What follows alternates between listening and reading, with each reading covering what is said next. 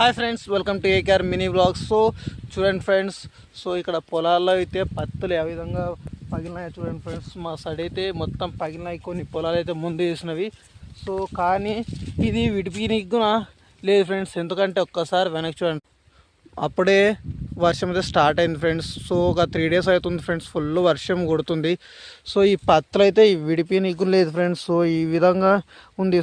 దీని అయితే ఏదో కింద మీద పడే విడిపిస్తాం, కానీ వచ్చేవన్నీ ఈ విధంగా తయారవుతున్నాయి ఫ్రెండ్స్. ఈ విధంగా తయారైతే మొత్తం విడిపినికి రాదు, ఏమీ రాదు ఫ్రెండ్స్. ఇన్ని రోజులు మాకు వర్షాలు లేవంటే అప్పుడు మధ్యలో దెబ్బ కొడితే, ఇప్పుడు ఉన్న పంటని ఏదో కొంచెం ఉన్న పంటని మళ్ళీ విడిపించుకుందామంటే ఈ వర్షం మళ్ళీ విపరీతంగా కొడుతాం ఫ్రెండ్స్. ఇది ఫ్రెండ్స్, వర్షం వస్తే ఒకటి, వర్షం కాకుంటే ఒకటి. ఈ సంవత్సరం అయితే పత్తులు బాగా పడినాయంటే మా అడవుల్లో ఈ వర్షానికి అయితే మొత్తం దెబ్బతింటాయి ఫ్రెండ్స్.